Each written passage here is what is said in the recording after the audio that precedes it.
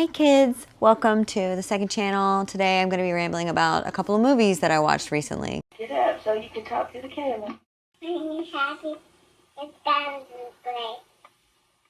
Okay, so hello and welcome. This is a different angle than you're used to seeing, but I go where the light goes, and right now the light is right over here. So, how have you been? I've missed you. What's up? Tell me things. Me, I have been watching a lot of movies, and I think that it's just nice to sprinkle them in between some of the horrible stinker books that I'm reading. Have them on the background, just, you know. I don't know why I'm explaining why I like to watch movies to you. It's literally something everyone does, or a lot of people do. Some people don't like movies. I'm not a big TV show person. I can't commit to something like that. I've got too much stuff to do. Like a movie, an hour or two, I can do that. Years of my life on a television show, no, I can't do that. I'm not set up to do that right now. So we're doing movies. Now, over the past couple of weeks, I'm not like a cinephile. I used to be kind of like trying to be. I would watch movies all the time, but I don't really do it now. I think it's because I read so much. But over the last couple of weeks, I watched 3 movies. One was The Mummy, which I'd never seen before. The second was It Follows, which I'd also never seen before. And the third was Secretary, which I have seen before. First time? No, not my first time. So let's start with Mummy. I don't really have anything to say about that other than it's great. Everybody is hot and I'm gay. And that's the takeaway. It was nice. It was fun. It was action-packed and a little spooky and also really hot gay people everywhere. They weren't gay. I'm gay and they were hot. I forget the rest. So that was fun. Me, Hannah, and Rachel watched it when Rachel was still in town while we bedazzled some books. Do you want to see what I bedazzled? So I bedazzled one of my favorite books. It's a epistolary novel told completely. It's a romance completely told through text messaging. I love it so much. And you can see, well, maybe you can, the little jewel details here. I don't know if you can see. I haven't really gotten the hang of this zoom feature yet. So, cutie patootie. I'm also going through and highlighting it as a gift for somebody. And then I have this copy of Beasts by M. Jane Warma, and I didn't do much. I just put little gems in the eyes because I thought it was extra evil that way. And this is like a shorty little book. I haven't read it yet, but I was looking for something like low key because I knew that this one was going to be a lot because there's 2 different colors of the letters, and I didn't want to use all the little jewels because Hannah's running low on a couple of colors. And so I just popped some little spooky red eyes on this goat. I have not read this yet, but I'll probably knock it out in a day at least. It's very small. I also bedazzled my VHS copy of Spice World, but I'm not going to get it out. But anyway, that was when we watched The Mummy. It was super fun. So that's what we were up to when we were watching The Mummy. I'm surprised I got anything done. Everybody was so hot. Did I mention? Let's move on. I watched It Follows. A friend sent this to me years ago, and I never watched it. And the premise of this movie, it's a horror movie. I would think it was elevated horror, and I say that because I don't get elevated horror a lot. And I didn't get this. This missed me. But anyway, it's an elevated kind of speculative horror about this curse that's passed on through intercourse. And, if you get it, something starts to follow you. It follows. You get it, right? And I thought I did too. And I thought that this was going to be really creepy and, kind of ominous with a little sex positive, good for you, final girl energy. That's what I was hoping for. But it was a beautifully shot movie. Pretty. Boring as all get out. I've never been so bored in a horror movie before. And that's coming from someone who's in a dark place, who's in a vulnerable state, who's been going through a lot and has been avoiding horror as a result. And so I was like, let's watch this one. Let's see how I do with this one. Bored. That's how I did. And, if you understand this movie in a way that went above me because maybe, I'm not firing on all cylinders as a result of the aforementioned bad times, if you think that you can explain it to me in a way that might make it make sense, feel free to try in the comments. I would love to hear it. Explain it to me like I'm 5 because that's how I feel. That's how I'm feeling these days. So just dumb it down. So just kid it up for me so that I can understand it. I was just so bored, and then afterward, I just was like, you know what? I don't even want to keep it anymore. It was a gift. I'm still gonna keep it, but what are we doing? Last but not least, I watched Secretary, starring James Spader and Maggie Gyllenhaal. This is a kinky comedy, drama, romance. I don't know. It's a mess. It's crazy. And James Spader plays Mr. Gray. Don't get me started. Okay, he was here first. He plays Mr. Gray, who is a lawyer who is looking for a secretary, and Lee, played by Maggie Gyllenhaal, is fresh out of a mental institution after having a nervous breakdown. She struggles with self-harm, so if that's something that you don't like seeing on screen, maybe just,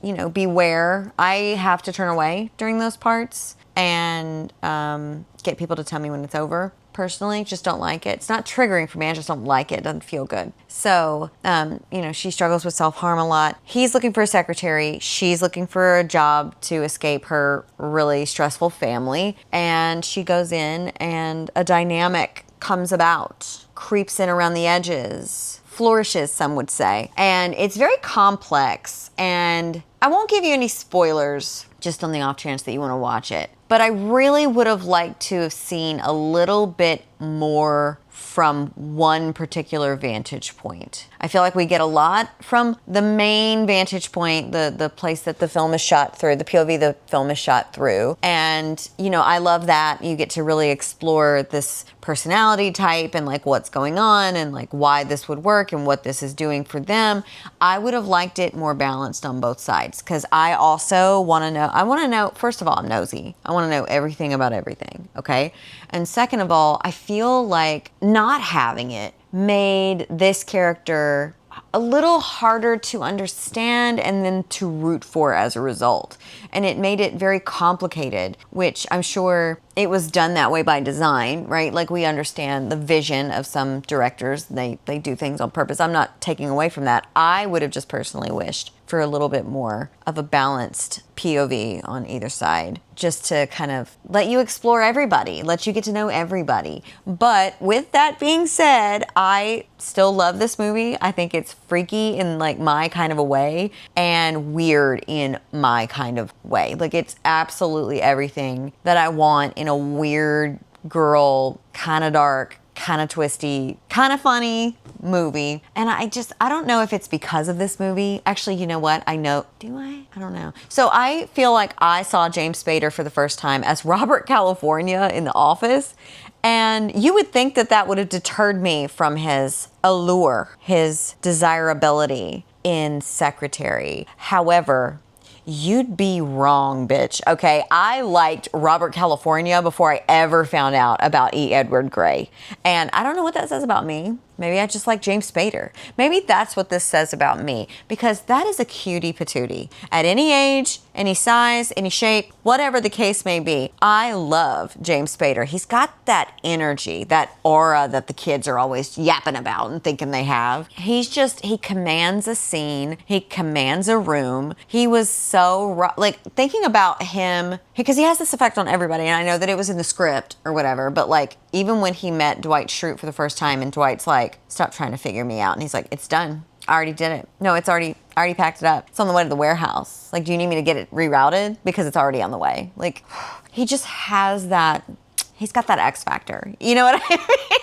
I don't know what I'm talking about. I'm rambling to fill space.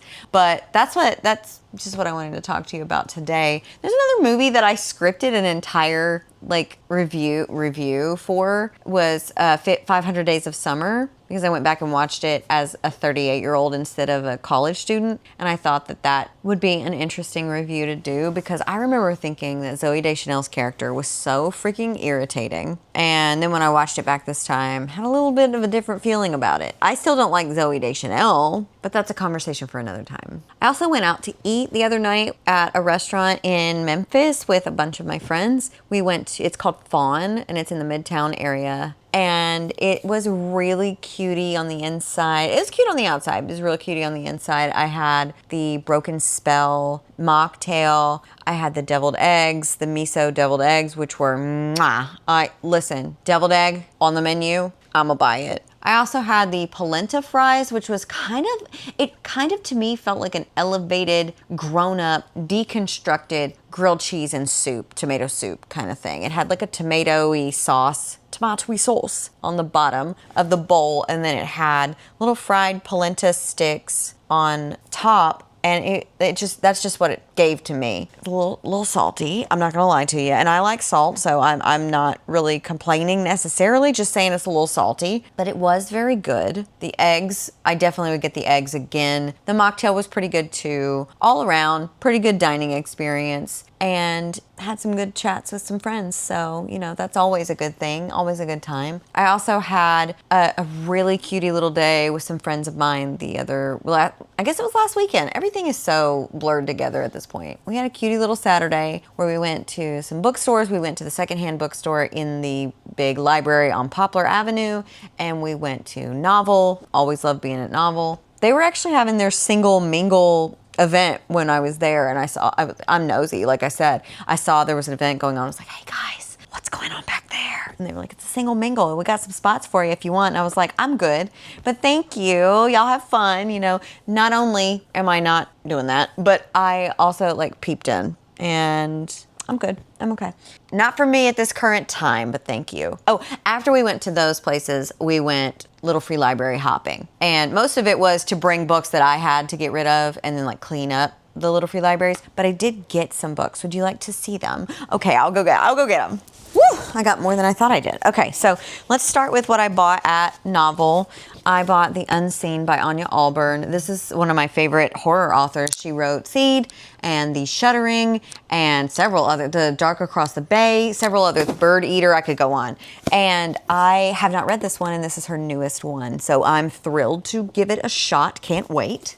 I also bought a planner, but I left it over there, and it's not that exciting because it's for 2027, so I can't even use it yet anyway. But it has that flop to it, which I love. So then we went to the little free libraries. Let's start with the kid books I got.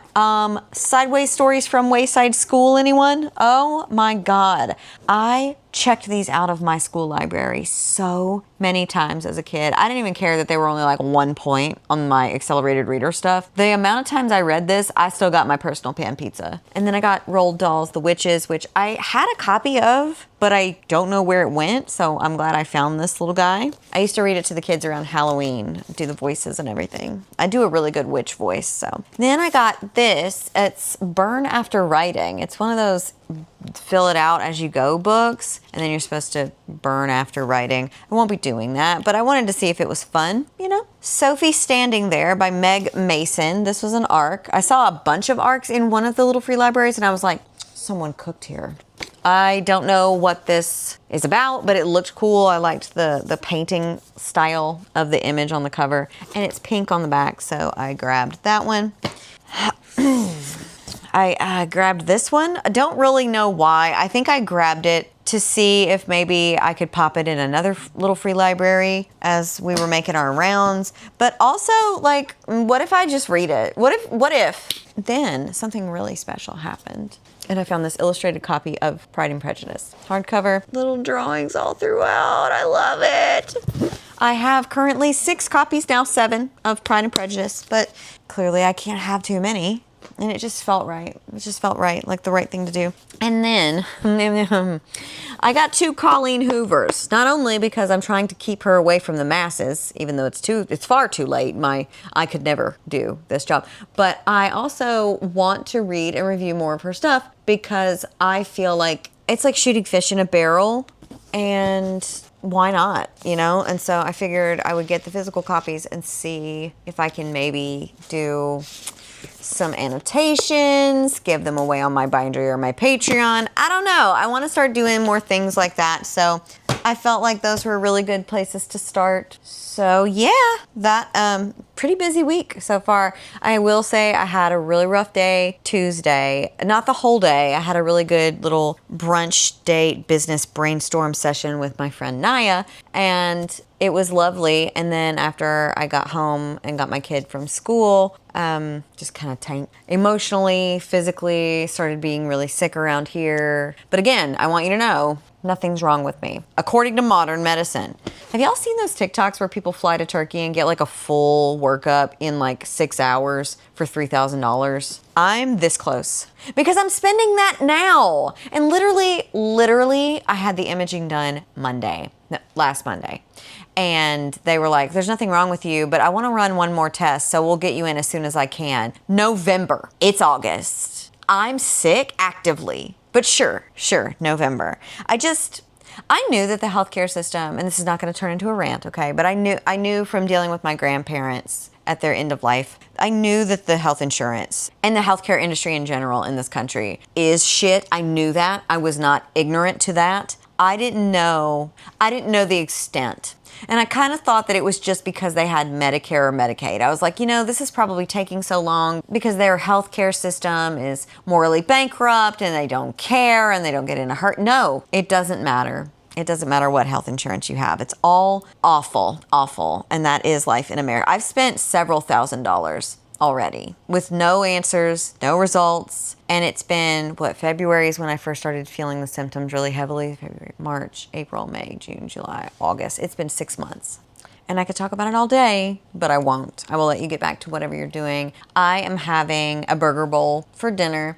I had a salmon rice bowl for lunch. And for breakfast, what did I have for breakfast? I know I had breakfast. Didn't I? Maybe I didn't.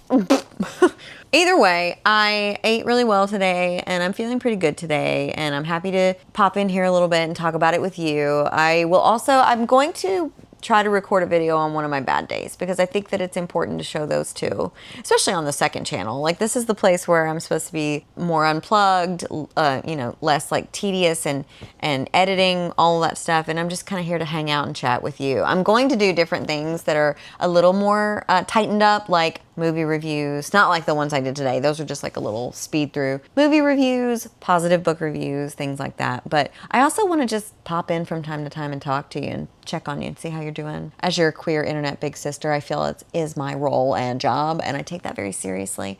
You guys got me to 2,000 subs on the second channel, so round of applause for you guys. Thank you so much. And I think I'm at 1,000 hours of watch time, so I just need 3,000 more, and will be monetized. And then I can hook up my computer and my webcam and I can start streaming Date Everything. Are you guys excited about this? If you don't know what Date Everything is, allow me to tell you. It is a sentient object dating sim game that you play where you go around your house and you shoot love lasers through this magical remote or glasses, these magical glasses, and it brings the items in your house around you to life. So your table, your television, your electrical box, your lamps, all kinds of stuff comes to life and you get to date them. And I have only played a little bit, and then I bought a Steam membership so that I could play it on the computer so that I can stream it for you. And I don't know about y'all, I'm freaking pumped. But I do think I have to meet certain requirements to be able to go live on this channel.